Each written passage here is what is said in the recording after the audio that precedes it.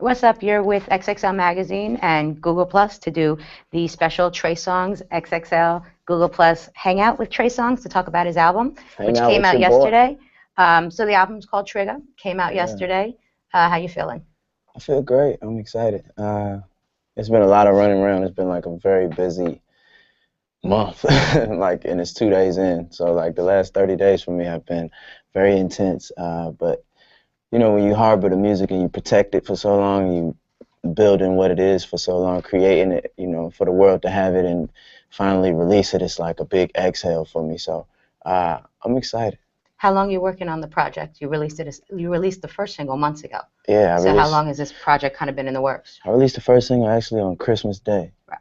You know, And the and first single is Nana. Yeah, I actually I started working on the album probably a year and a half to 2 years ago. You know, and it was not a like continual process where I was in the studio every day. It was more so you know, with breaks in between, being able to live life. I went on vacation. A couple movies came out. It was You just enjoyed the success of the five other albums. yeah. So it was an album made where I actually was, you know, very comfortable in a state where as though it wasn't super pressure on me to do it. Right. So where'd you come up with the title Trigga? It actually came about as I was creating the music, as I was looking at the tone and as certain songs like overpowered other songs, and you know, because when I record an album, it's anywhere from like each album I've done have been like from anywhere from like 40 in the beginning to like I've recorded as many as like 80 songs before for Oh, an really? album. Okay. So this time I did probably a little more than 60, and you So know, you got 60 songs and you got to narrow it down to the full track list. yeah. So when you eliminate them and you starting to hear what matches and what's making sense, Trigga made the most sense to me just because it was the personality that was most present on the album. So when you're recording the album, where you do the predominant amount of your recording, where's that going down? At home, I did everything at my house. Home is? Yeah, in LA. In LA, okay. Yeah, everything in a little studio is much smaller than this room. It's probably 5 feet that way, 4 feet this way, a little wider than this. Very dark, candles lit all the time. It was like a little hub I would go into, and like there was no TV in there. It's just a couch and it's your dungeon. Right, and I record myself, so I would literally be in there for hours upon hours by myself, and that was I think that's how the music became so honest as well. So what's the process like for you to record yourself? You're by yourself. You're writing. How do you take it from a song from start to finish? It may start with an idea. Like I have millions of ideas in my phone, and sometimes I never come back to them. Like they're ideas for that moment, and so it may start anywhere from a melody, you know. And I have writing teams and partners that I write with. They may send in ideas that I'll resculpture that'll fit me. But as far as the recording process goes, exactly, I literally sit at the keyboard with a microphone right here, and it's that easy. Like I don't write anything down because I like to sing it into the mic. So what if you forget it? And then it's not hot enough. Okay. Okay. So how do you narrow it down from the 60 to the songs that you're going to use, and what do you do with the extras?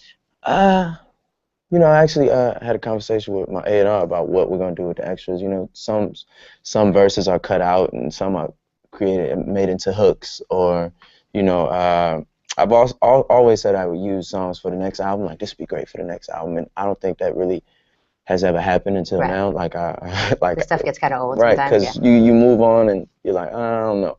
But an interesting fact: What's Best for You, the first song I actually recorded for this album, is actually a single right now, and I recorded it nearly 2 years ago. All right, so you hold on to your stuff. Yeah. So 6 albums. Do you feel like a vet? What do you feel like your role is in the game right now after 6 albums? I feel like I'm very seasoned. I feel like I may be just running from the fact that I'm a veteran. Could be. But keeps you young. Yeah, I'm still on my road to legacy. I want to be a legend. You know, being very relevant and being very instrumental in the game right now. I think I do fill a void musically as far as R&B is concerned, as far as an artist that has been thoroughly consistent within the genre. Right. And you know, with this album, I feel as though it's just a body of work that speaks to what the rest of my career has been. You know, to be an established artist and to be able to put out a 6th album that you know, is still as relevant, even more so relevant than I've ever been. So you're satisfied with what you came together with for your 6th project, which is I love it to death. pretty deep into your career. Yeah, I love it. So take us through the first single. You know, I mean, that's your first time working with Mustard? Actually, you know what was Mustard? crazy? I had worked with Mustard. I had probably about 10 songs with him already, like ideas, a hook here, a couple verses there.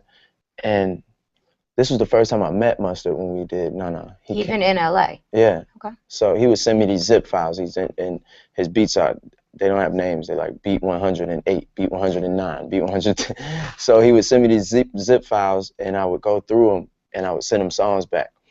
So the first time he actually came through the house, he probably had 5 new beats. And the second one he played, I believe, was Nana. And he played it, and we had a cool little idea to it. Me and Sam Hook, who I actually wrote half of the album with, had a cool idea to it. And Mustard, he skipped past the song. He's like, you know, he hyped us play all of it. We're like, no, go back to that. So we laid the hook down, the beginning of the hook, and then it came the idea to go back to the Oh Nana, like the Fuji La, the Tina Marie, Ooh La La. Which was pretty big hits already. Yeah. So it fit clever. It was in key. It made sense. And no lie, Nana was probably written in 25 minutes. 25 minutes. The first half, but I didn't put the bridge on because initially I was gonna put a rap on it. You know the part of I'm feeling lucky tonight. That wasn't on at first. Like the first probably week and a half I had the song, I didn't have that. So you sit with it and decide, do I want to put a rapper on? Do I want to keep myself on there? Yeah, and the thought process behind it was, you know, it's been so long since I've released a single, and usually between albums I put out maybe 2 or 3 mixtapes. So I wanted it to be all me.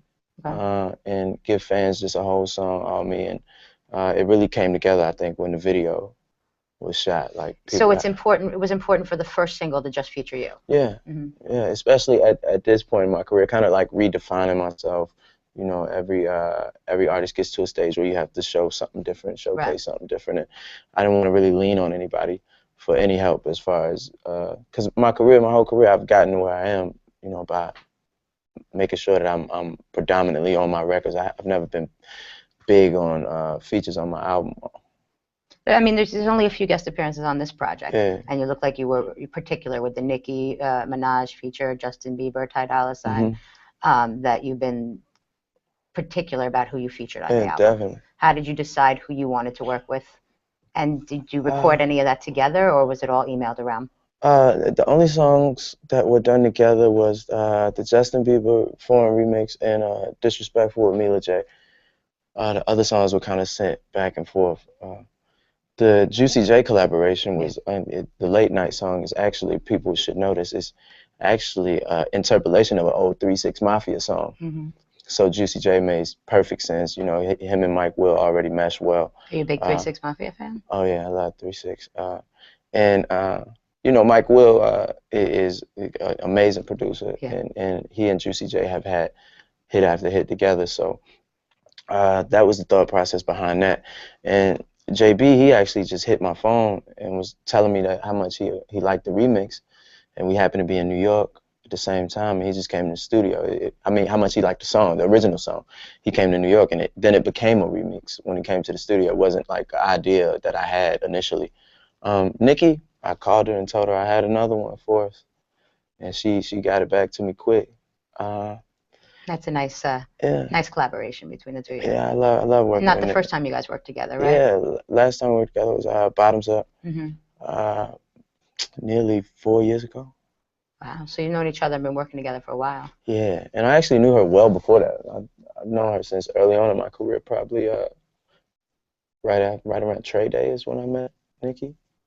Something like that. So tell me, what are Trey's Angels? I think we got a few of them here today. Can you explain that to me? Yeah, I see them right there. We're going to ask some questions. We've got screen. Ruth, Simone, and Christina here, but they're each going to ask you a question. But first, explain a little of what your angels are. Can I be an angel? You could definitely be an angel. You got to be devoted and dedicated, though. All right, I'm going to get back to you on if I'm going to be an angel or not, but I'm definitely a supporter. Well, the angels are basically, they my riders. They go hard for me, day in, day out. You know, they know everything that's going on with me. I sometimes. So they're the diehard fans. Yeah, like even more than that though. Next level diehard. They're extended family. You know. Got you. All right. So why don't we go over and talk to some of them right now, see what the questions they have for you are. We can start with Simone. Simone, you there? Yep, I'm here.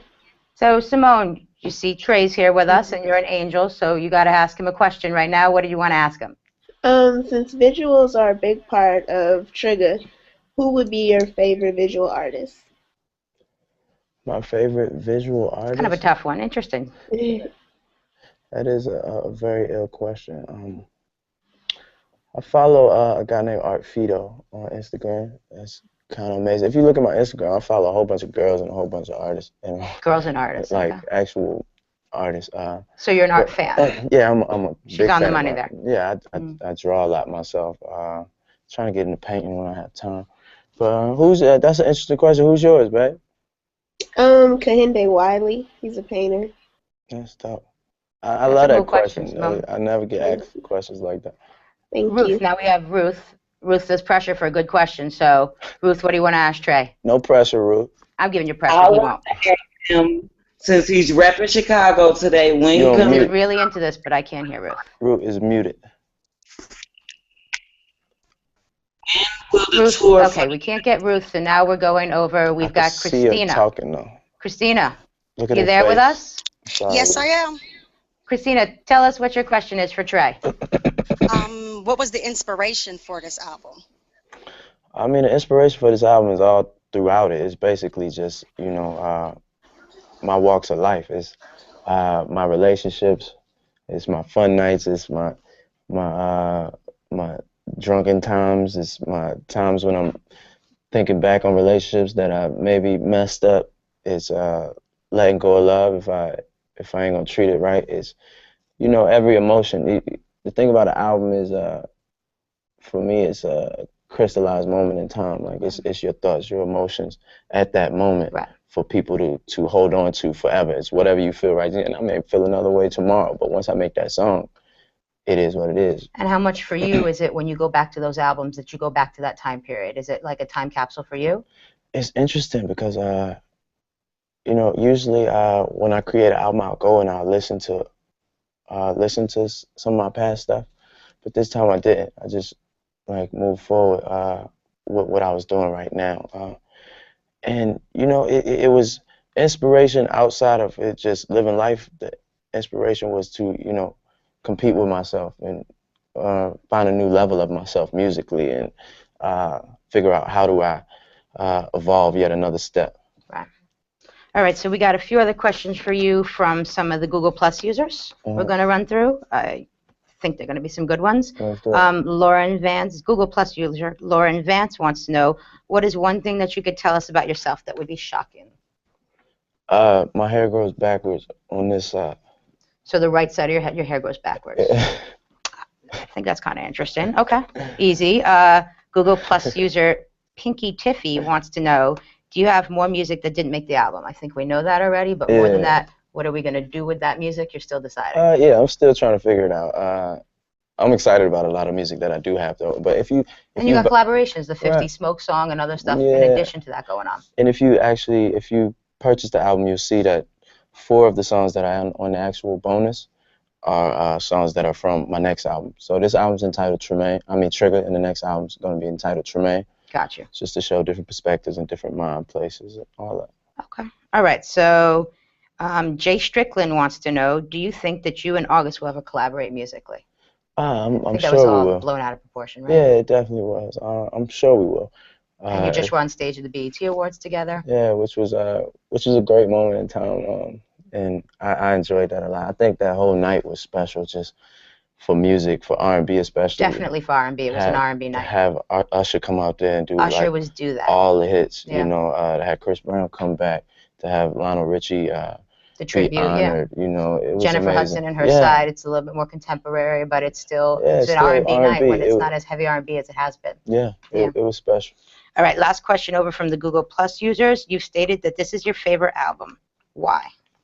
And what makes this different than the others? I was so involved with every process of every mix, every master. I actually sat there in the master, and the spacing between each song, I sat there and made sure it was right. Really. Yeah, it's really my baby, from the visuals to, you know, choosing the two. You see the album cover, whereas though it's a profile and then the T is in the middle. I chose. We have the album cover, right? Yeah. Can we show the album cover? I put those. It's up behind us. There. Specifically chose those two images and choosing what I want inside of what the pictures, where they lie inside. That's your artsy side. Yeah, the videos, the visualizers, I directed and co-directed every video. And, you know, I was very involved in the writing process of every song. So it's just, you know, being as spearheading the motion like I've never done before. You know, and taking control like I've never done before. So we got music from 2 songs that we want to play for everybody. Yeah, let's do that. You want to, what we have, YAS is first, right? Yeah. And a snippet from there? Yeah. Check it out. You ain't, said she ain't got nothing good to say, so she ain't gonna say nothing. But this, you ain't, guess she don't want me to hit her up no more. Guess she don't want me to beat it down no more, baby. That was my part, right? All right, that was your part. We cut off right there. Now we got yes, no, maybe. A little bit of that to hear. Yeah. For the angels to hear. Am I tripping? Am I bugging? Is it over? Tell me something. You don't call me no more. Please. Tell me what it is. Tell me what. Cool. That's cool. All right. So before, I want to tell the users that if you guys are watching from Google Plus, if you check out the right-hand column of your page, there is a sidebar that's got a whole bunch of links to the XXL website, where you can buy Trey's album, information on Trey, and a whole bunch of other stuff in there. So check that out on the right-hand side. Yeah. Trey, before we go out, tell us, last question. Before we go out, I want to see if her mic is back. Oh, let's go back, okay. Let's see if we can't work it out. We can't work it out, baby. She's talking like crazy. She's talking. Is it something we can instruct her to do? She's got to write it down on the screen and hold it up. And then her picture won't get bigger, though. And her picture won't I just want to apologize, baby, for not being able to get to your question. Maybe we can get you to say apology to her after. No, it's something if you want. Right. I love you. She's trying. All right, you gave her a kiss. I think that works, right? No, I wanted to thank all three of y'all for being here and showing me love the way y'all do. Everybody got to put aside time for things in their life, and I'm sure y'all had something y'all had to do. And if you did, I appreciate that. If you got that album, thank you so much. Especially to the 3 of y'all. I'm talking to everybody. I'm talking to the 3 of y'all that's here with me right now. I love and appreciate y'all. So, last question. What are your 3 favorite songs on the album? You just played 2 of them. If I had to have one more favorite, because it changes every week. Yes, No, Maybe, YAS, and I say Headphones. I don't know who they are, though. Uh-oh. And fans can get that album exclusively at Target, right? Yeah, the exclusive version at Target with 3 deluxe songs that are not available anywhere else, specifically for y'all there. I'm very excited about that. So go check that out, definitely. Target.com. Yeah. Go get the Trey album. And anything else you want to say to your fans before we sign off? I love y'all. Thank you so much for your support all these years. It's only because of you that I'm able to be here. Still talking about music and able to do what I love and to be loved for it. Thank y'all. Thank you for being here. Trigga.